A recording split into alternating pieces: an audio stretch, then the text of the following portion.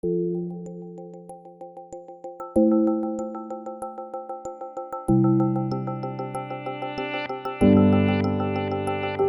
next speaker is Marjorie Salga, who will present the Delphi panel about the elbow flexion from an international panel of experts, and I suspect we are those guys. So thank you, Marjorie.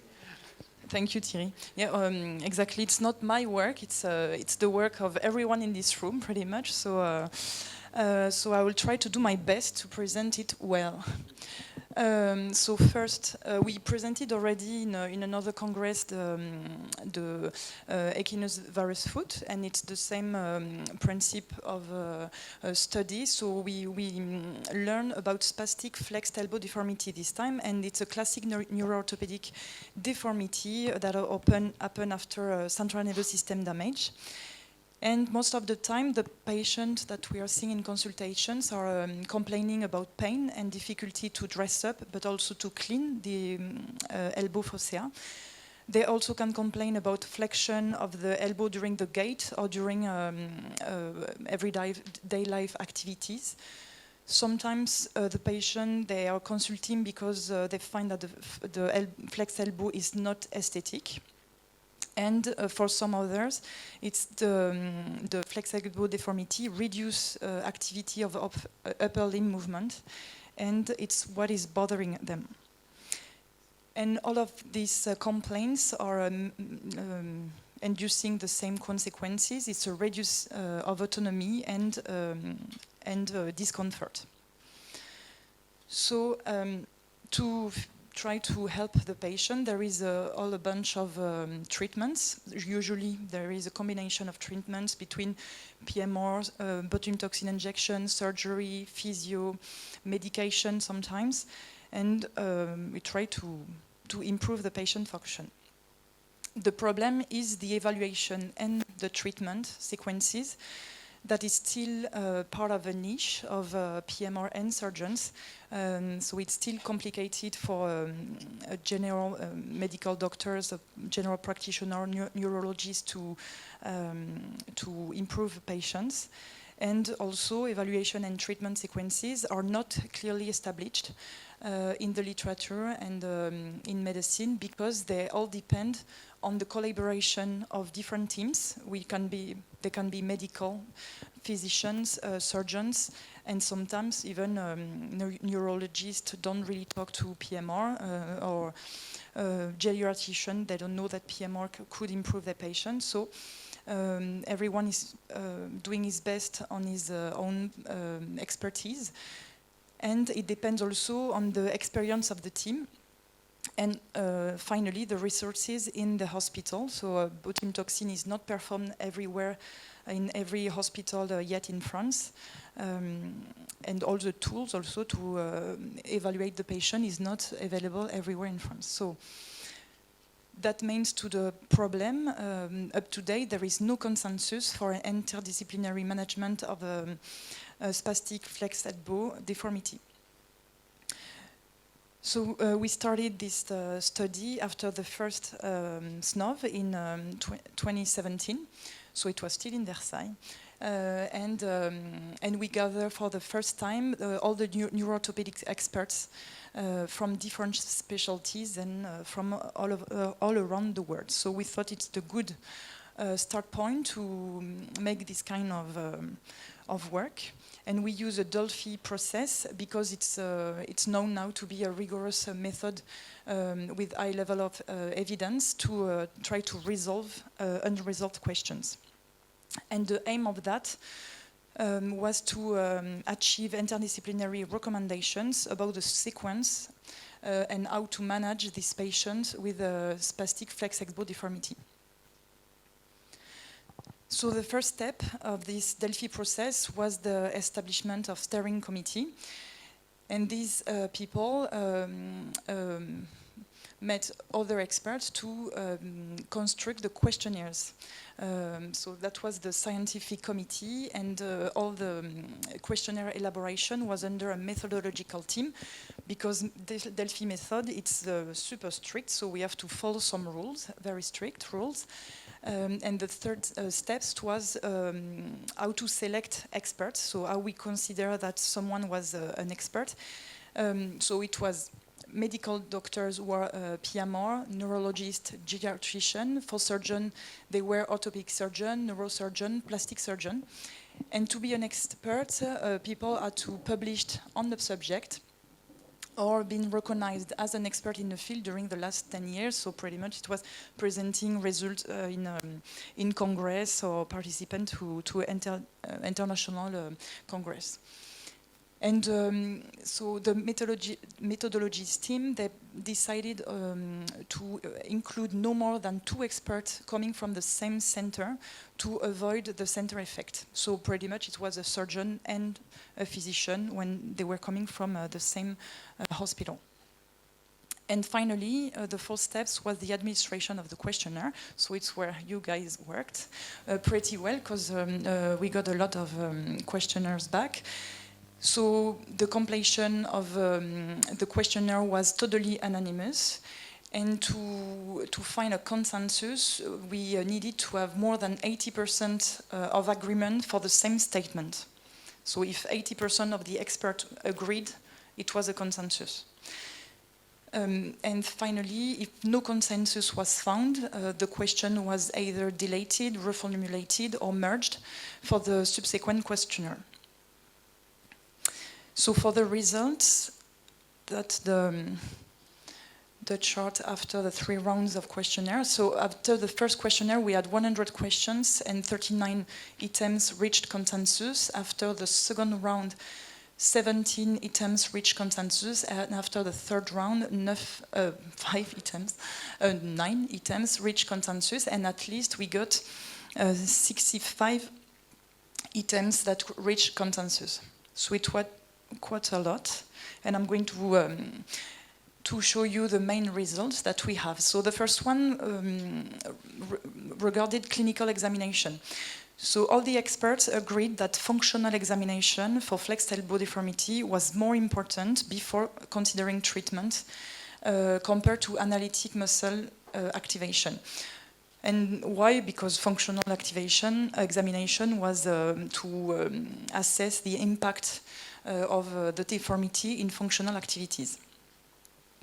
Before treatment, it was also important for the experts to differentiate well muscle overactivity from soft tissue retractions.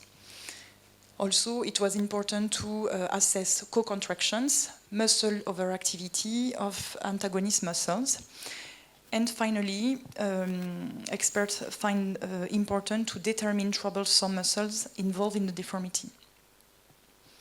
So for the muscles involved in the deformity, we asked them to rank which elbow flexor muscle was they consider being the first one involved in the deformity, and then the second one, and then the third one. So there were no consensus for this answer, but it was interesting to see that most of the experts consider that brachialis was the main muscles involved in deformity. The second one was biceps brachii, and the third one, it was a consensus for this one, was the brachioradialis. So all the experts also agreed that to better assess flexed elbow deformity, it was sometimes useful to practice musculocutaneous motor nerve blocks, which could be a total motor nerve block or a selective motor nerve block. So these motor nerve blocks, they were useful to differentiate muscle overactivity from soft tissue retraction and also weakness. It was also helpful to find the responsibility of the different overactive muscles, and also to predict, so for the physicians, the orthopedic surgeon, neurosurgeons, but also for the patient, the outcome that could be achieved by a treatment, that could be neurotomy or botulinum toxin injection. And most of the experts, it was interesting for this one, most of the experts did not recommend ulnar nerve blocks to assess troublesome flexible deformity before treatment. For instrumental examination, imaging was considered as important and required, especially to assess joint and bone abnormalities, to see if arthritis were there or subluxation, for instance, and also to eliminate neurogenic heterotopic ossification. Also, quantitative analysis of movement for upper limb was not recommended before considering treatment. So now the role of the PMR, so thanks the surgeons and the PMR. All the experts agreed that the PMR physician evaluation was super important before surgical consultation. Before a surgical consultation to establish if surgery was required or not. So PMR are useful, we are super happy. And they are mainly useful because our job is to assess the patient in everyday life activities and also to see if the deformity of the flex elbow is correctable or not. So we did this work now that try to separate the flex elbow deformity when they are correctable or not. So if they are if the deformity is correctable and we are facing a classical flex elbow deformity, we can go straight to the treatment, the first line of treatment, which is botulinum toxin injection and physiotherapy. Now, when we are facing a complex flex elbow deformity included in multi-level deformity, in that case, motor nerve block can be useful before the treatment by botulinum toxin injection or physiotherapy, especially to inject the right muscles. And if the goal of the treatment is attained, we can keep renewing the same treatment. If the patient is not really happy, we can still consider a surgical option. Now, when the flex elbow deformity is not correctable, all the experts agreed that oral antispastic drugs are not recommended in that situation. So usually they consider motor nerve blocks before to know if the deformity is correctable or not. If the deformity is correctable, we go back to the left chart, which is the botulinum toxin injection and physio first. If the goal is attained, we keep doing the same treatment. If it's not attained, we can discuss surgical options. And if after motor nerve block the deformity is not correctable, in that case, we go straight to the surgery or discussed with the surgeon and the patient for surgical options. Now, when the flex elbow deformity is not fully correctable, we couldn't find any consensus yet. So we can practice straight treatment with botulinum toxin injection or start with motor nerve block to better assess the deformity. So, considering surgery, there is some common points if the flex elbow deformity is correctable or not. And the main common points was the interdisciplinary consultation. So, all the experts, they consider that to be interdisciplinary, the consultation had to include a physician, usually a PMR, but it could be a neurologist, or it could be a geriatrician, a surgeon, the patient, of course, and sometimes relatives. So the first aim of the consultation is to identify the complaint of the patient really precisely. Why? It's to propose to the patient the best therapeutic option. Then we discuss the need of complementary investigation. So that could be the imaging, but also motor nerve block. Then we discuss the various therapeutic strategies. So we can do this first, we can do this first, depending on what the patient wants, also what the patient is able to handle. And at the end of the consultation, we keep the best therapeutic option to achieve patient's goal, and we formalize that as an agreement between patient and caregivers.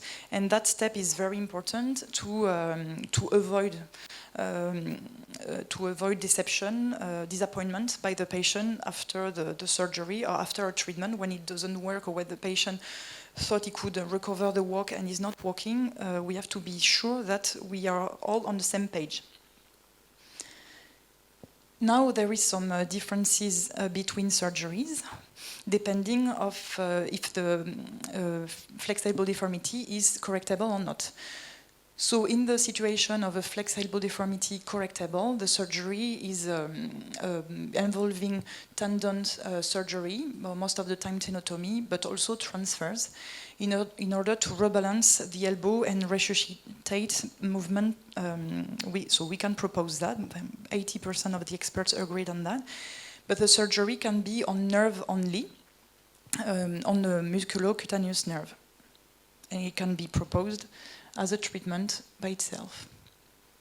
Now, when the flexible deformity is not correctable, the surgery must combine neurotomy with tendon lengthening or tenotomy on different tendon, muscles, nerve. Of course, it's not everything at the same time, but it can be, it should be on different tendons and different muscles. In that case, neurotomy cannot be proposed by itself.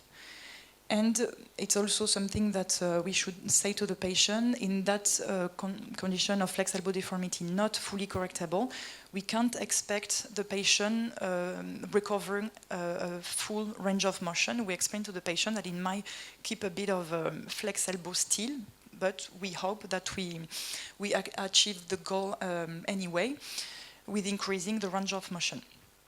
And finally, arthrosis is not recommended at all by the experts, either in each situation of flexible not correctable. We don't propose arthrodesis. And now when the flexible deformity is partially correctable, so there is no consensus for the first line of treatment, no consensus of the first line of management, so we still do the better we can, or the better we think it's good. There is two consensus on the partially correctable. The first one is surgery is not the first line of treatment. And another consensus about the fact that oral drugs, such as baclofen, are not the first line of treatment. So now about surgery. So we asked the expert if surgery could be done early after central nervous system damage, and the answer is yes, we can do it within the first year after central nervous system damage. We also asked them if smoking is a contraindication for surgery, and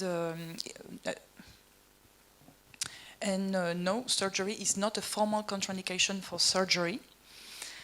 Urinary bacteria is not a contraindication for tendon and nerves procedures.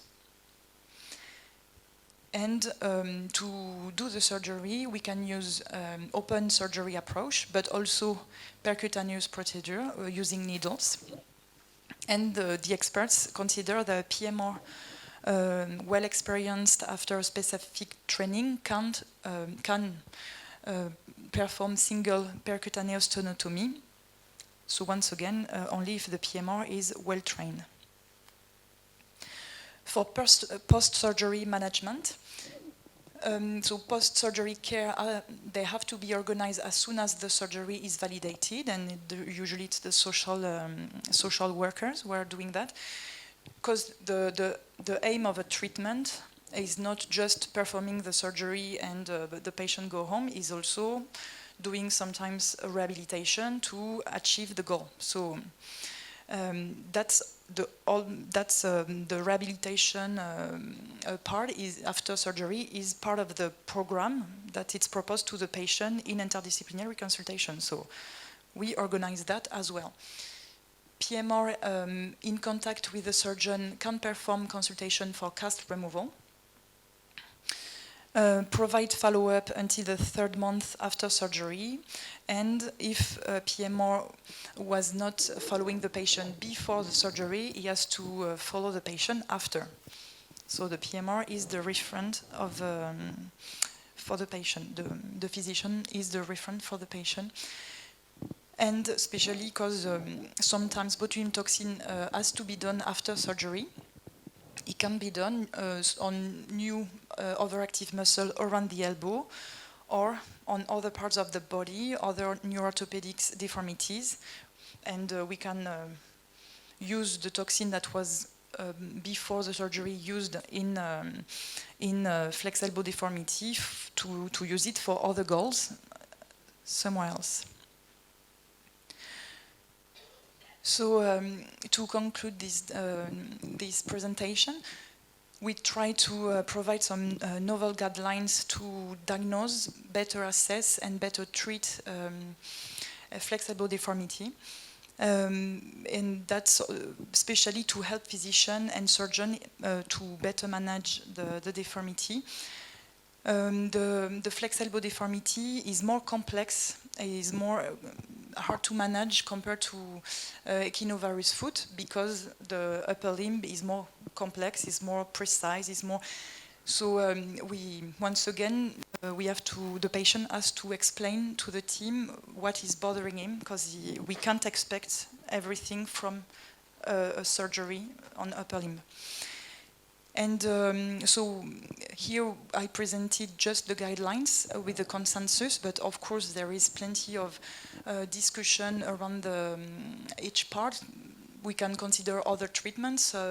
Paul just talked about cryoneurotomy, so we didn't include that in our Delphi. So it's still a question. How to assess flex elbow deformity, we didn't talk about electroneuromyogram because we couldn't find a consensus, but some teams are using it.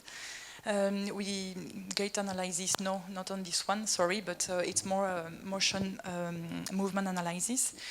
And motor nerve blocks, we still have teams not really comfortable with motor nerve blocks, so we now in France we have French guidelines, and also you're going to hear about this a bit later, but we can consider intramuscular nerve blocks, intramuscular blocks. Why not? And to finish, this work is also trying to provide guidelines to people who are not necessarily specialists of the deformity. So it can be a physician working out of the hospital, it can be a general practitioner, it can be a neurologist in another hospital, but it's just to explain to them that there is some specialist that can take care about the patient. They know what they are doing. They try to do it well. So it's also to connect people and know a bit better who to ask for some help. Well, all the team, all the experts, thank you.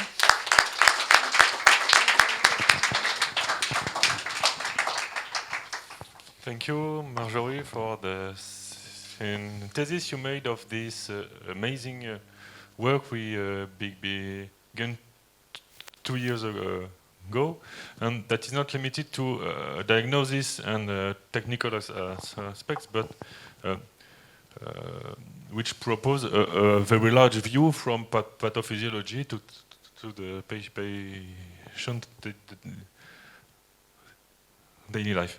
Before question, I would made a second thanks for the amazing work you made with François and with a few others on the spastic equinovarus foot Delphi. We discussed 2 years ago. The paper is on the submission, and of course the paper we is have a bit of trouble with this one. but we cross fingers it will be published soon. Questions or commentaries? Yes. That's not a question, it's just a few words. Thank you, Marjorie, for this wonderful job. You have to know this is really, really a big job, and so it was so difficult because we have a lot of data and to find a consensus that was really, really, really difficult. And so you have made a very, very difficult job. So thank you so much for that. I just want to remind you why the paper is not already published for the the echinovirus food. The strategy we choose is when you create such a work with all the experts all around the world for a discipline that is not well known, I think we had to send this paper to very major journal. If we are not crazy, we knew that it was not possible, but I think it was a way to put the foot in the door. I don't know if we can say that in English, but and that. Yes, naked virus put in the door. Wonderful, Alberto. And this was for us really, really important because we had some discussion, even if the paper was not reviewed, with editors who said, "Wow, what is your group? Why are you talking? It's not in our, editorial, but." That's really, really interesting, and we are all together from around the world publishing. That's very, very interesting.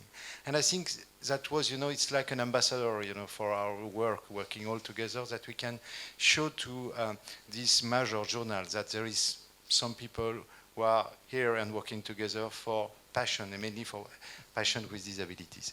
That's why it took a long time. We are sorry for that. We are not crazy, but we wanted to go to each journal just to show to them that we exist. And now it was submitted to neurology with the advice of Alberto. Thank you so much. And after it will be the Annals of Physical Rehabilitation. But I think it was important to take time and to send like this. Moreover, as you may know, we had made a previous paper made by Etienne with a narrative review of the echinovirus foot, and it was already accepted now in the foot and ankle Journal of Foot and Ankle Surgery. That's it? That's okay? Yes. And so as we use this paper as a reference for sometimes we have to wait a little bit, so that's why. So, and now the paper for the elbow is going to be submitted in the annals. I think it will be straight on. We are going to, because for the elbow it's more complex to understand for general practitioner, all that stuff. So I think it will be more focused for rehabilitators, and so we're going to send it. But for the echinovirus foot, I think that's very important that general practitioner can understand that there is some solution, and so they can do. And that's why there is a lot of things that are obviously very obvious for you, but that are not obvious for the main part of physicians all over the world. And that's why we wanted to try to publish this paper in a general journal. It didn't work, but don't worry, it's the first time, and I know that with all the effort we are here, we are going to reach this one day, I'm sure. I fully agree, François, and we all understand that it takes time to publish in a good journal, so no problem on our side. As I said to Marjorie, a consensus is something you may disagree with some point, but you can live with. And I sleep very well, and I have to confess that Thierry Gustin also. And for the future, I think it's a very good methodology for a matter with not so much scientific evidence. We are not able to publish guidelines because we don't have enough strong studies, comparative studies. We have only randomized controlled study versus placebo for toxin, but for the rest, there is nothing. So it takes time, but to my opinion, in the future, we have to continue. And I imagine a Delphi for the shoulder, a Delphi for the nerve block, a Delphi for stiffness gait, a Delphi for cloud house, and so on. So I think those papers will be frequently cited and read by colleagues. Marjorie presents this in our sample in Belgium, and many people send me email, well, where may I find those info? So soon on PubMed, so okay. But just to say, Delphi is not super popular yet. That's the main problem why we can't submit. You have to tick boxes, and if you don't tick boxes, like neurology, we just got 3 emails back saying you're not Delphi. You can't tick the box. So if you don't tick the box, you can't submit. Or the patient consent. There is no patient. There is. It's still in our specialty, yeah, because there is everything to create, everything to. We still need this methodology, but it's not super popular yet. Yeah, but we have to continue. And for our future Congress, I think... So I have just one important comment, if I may. No, go back to the picture you had. Perfect. So you see that picture, that is exactly a consensus statement. Eventually it'll become a consensus statement. This is, a perfect Delphi presentation. And you see who's leading, who's at the front. Seeing those red, beautiful pants? That's what we need. So I should send this picture That's to right, the that's journal to say. That's because she supports Belgian soccer players. That's the reason why. Red Devils. Thank you, Marjorie.